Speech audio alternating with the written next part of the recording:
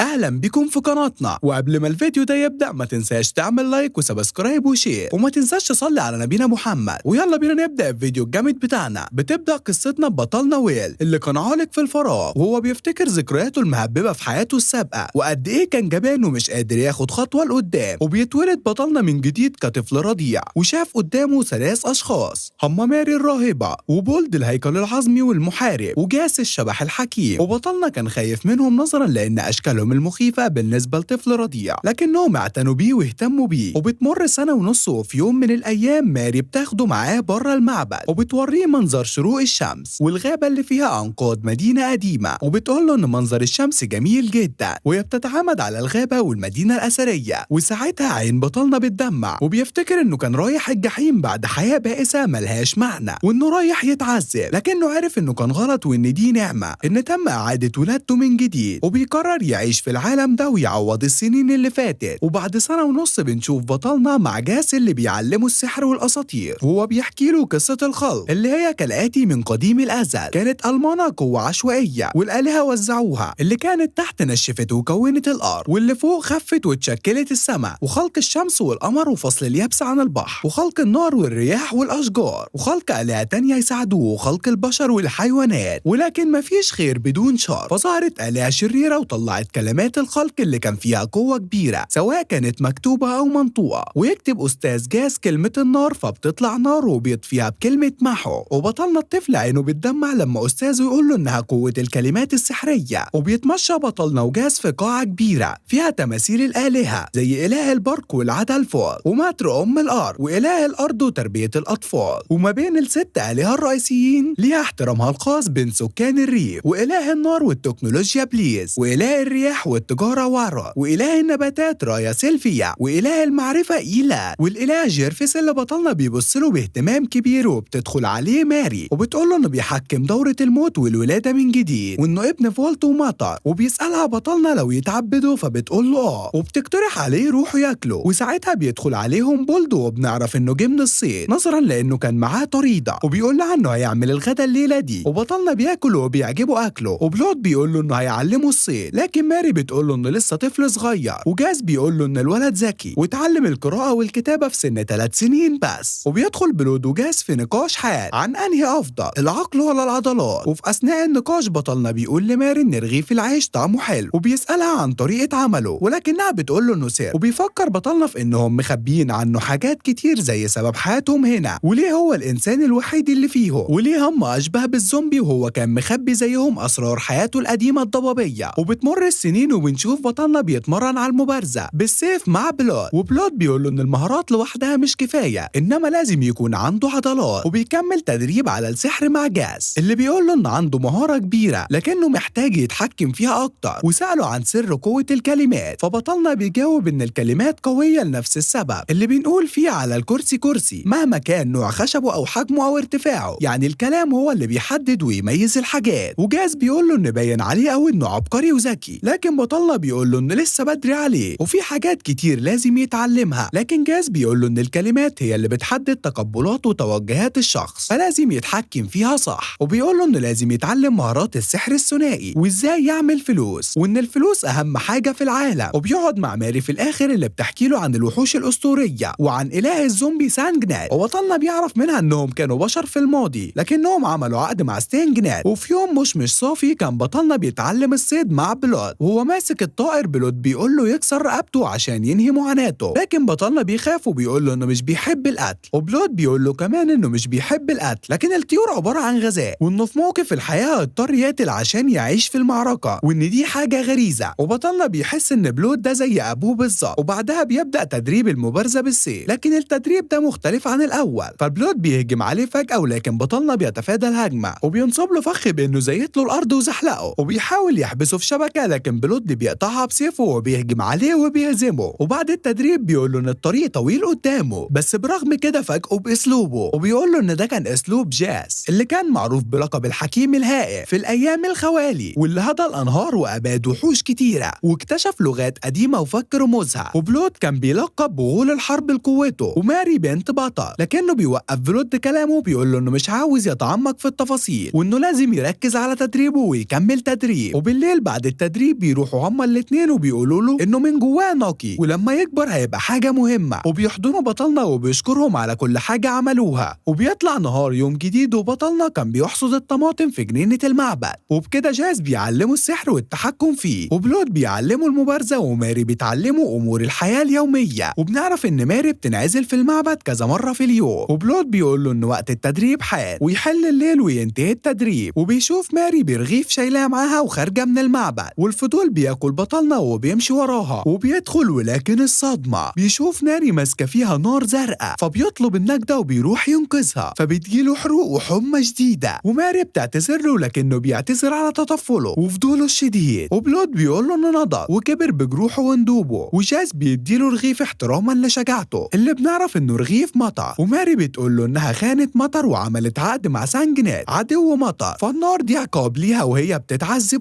لكنها مبسوطة لانها بتكفر عن ذنوبها. الكفر ده يا جدعان، وبتعتذر له عن اخفاء سرها. وفجأة بطلنا بيطلب انه يتعبد معاها في المعبد. وفي يوم من الايام جاز كان بيشرح لبطلنا في واحدة من حصصه عن ان في آلهة الشر هم السبب في دمار العالم، فبطلنا بيسأل هل الآلهة اللي شاف تماثيلهم في المعبد كويسين، وبيرد انهم كويسين بالنسبة لأتباعهم. وبيحكي له قصة صراع الإله فوق مع اخوه أولتريت إله الحرب، وفي نهاية الصراع فولت كسب اخوه ونفاه لأعماق الارض. وبيكمل ان أولتريت في زنزانته بيخطط للانتقام بكل حذر، وبيقول له ان في روايات كتير بنفس الصيغة دي. فويل بيسأله عن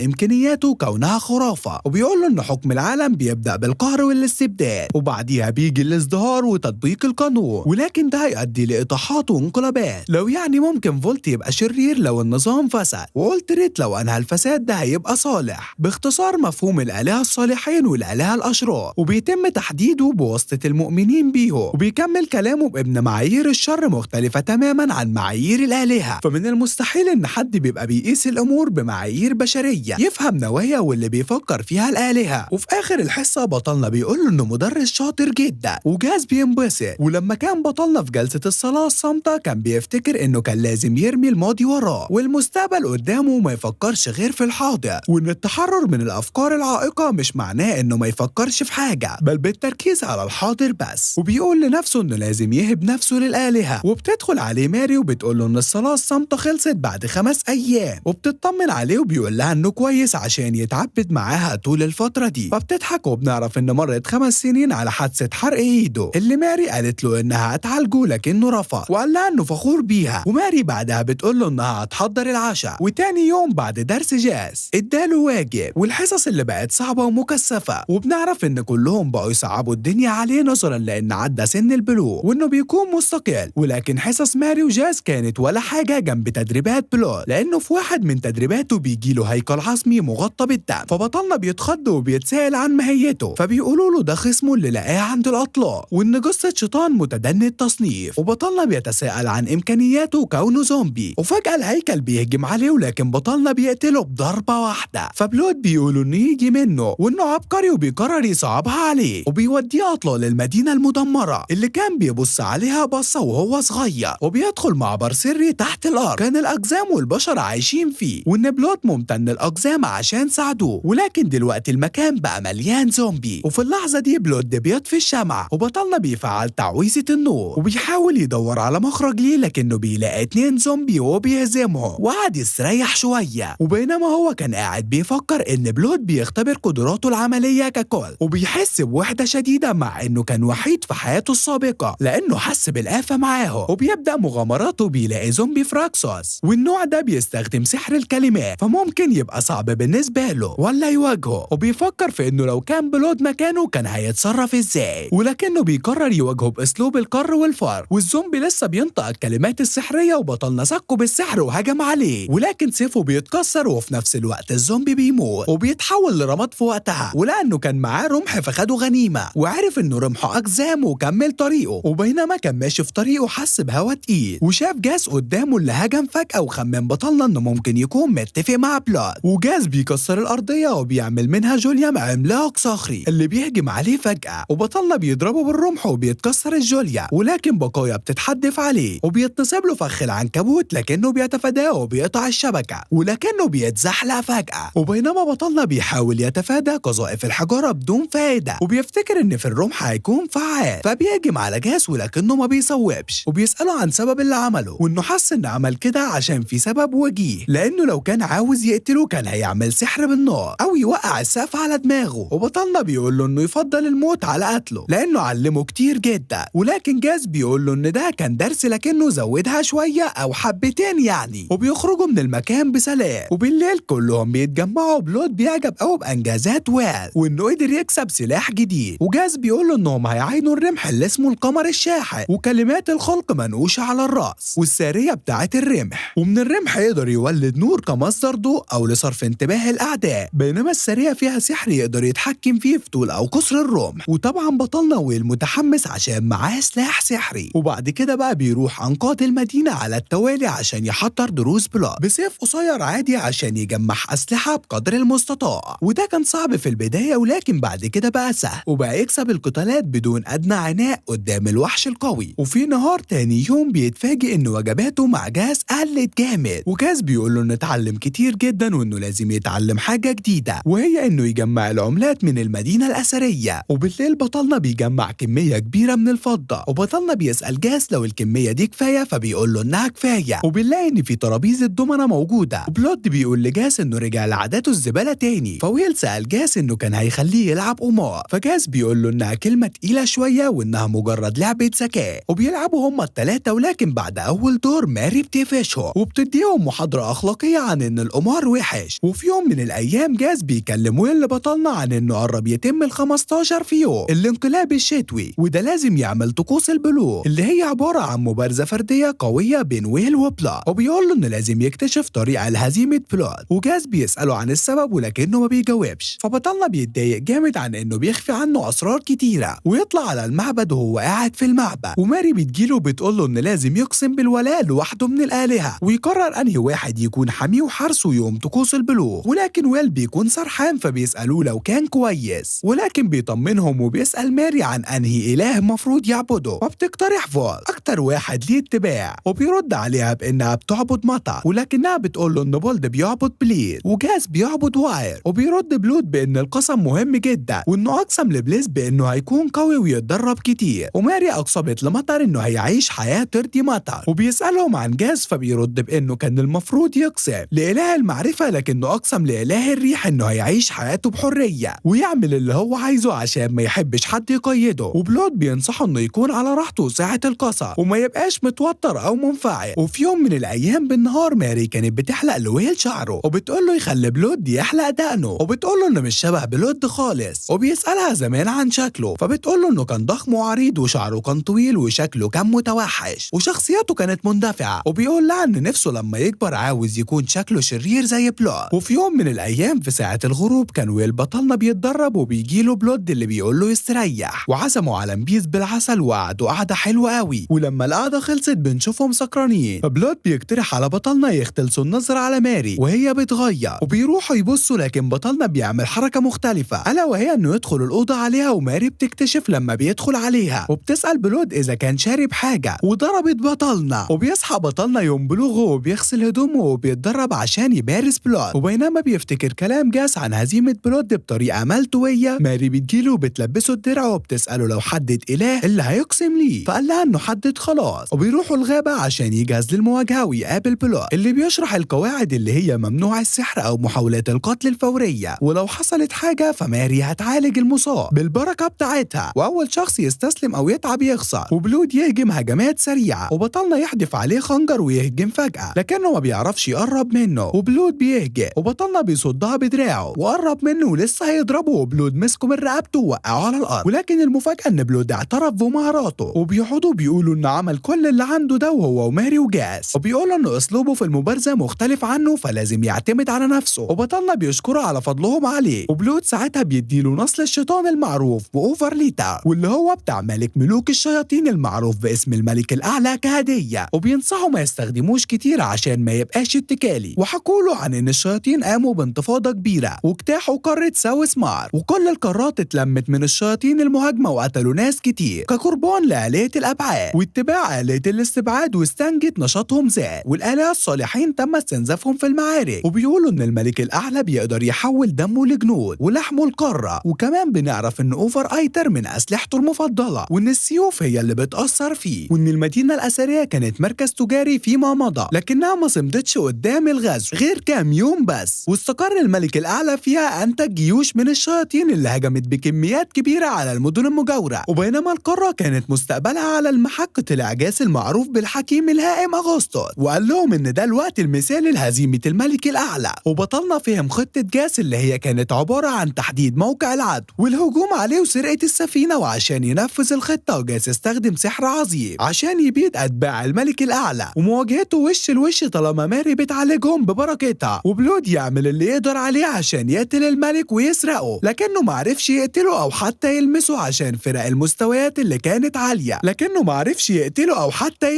عشان فرق المستويات اللي كان عالي، ولأنه كشف عن وشه البشع الفظيع لكنه عرف ياخد جزء من النص، وكان كل جنود بلود ماتوا قدامه. فقرروا يختموا الملك الأعلى من كتر يأسهم وإحباطهم الشديد، ولكن ينزل صدى ستانجن يتعرض عليهم إنهم يبقوا زومبي ويحاربوا تحت أمره مقابل القضاء على الشياطين في المدينة. وبقوا بالشكل اللي بقوا عليه وبقوا حماة الخطأ كزومبي برتبة عالية، وكانوا بيتناقشوا عن احتمالية فناء البشر لغاية ما لقيوا بطلنا هو وطفله قرروا يعتنوا بيه، وبيعرف إنه كان قربان للشيطان عشان يفك ختم الملك. وبيقرر بطلنا يمشي عشان يحارب الشياطين وبيودع بلود وماري، وده أسرى جميل. ولكن مش كل النهايات سعيدة، السما بيتغيم فجأة وبينزل صدى ساكنينات اللي بيقول لهم إن العقد انتهى وإنهم هيموتوا النهاردة. ولكن بيجي جاس فجأة وبيدخل معاه في قتال وبيقول لهم يهربوا. وهنا بنكون وصلنا لنهاية الفيديو بتاعنا النهاردة. أتمنى لو الفيديو يكون عجبكم، وقبل ما نقفل الفيديو الجامد بتاعنا هطلب طلب صغير من كل المتابعين بتوعنا إنهم يعملوا لايك ويشتركوا في القناة ويفعلوا زر الاشتراك عشان يوصل لهم كل جديد من ملخصاتنا. وبس كده، مش حابب أطول عليكم أكتر من كده. أشوفكم الفيديو الجاي، مع السلامة.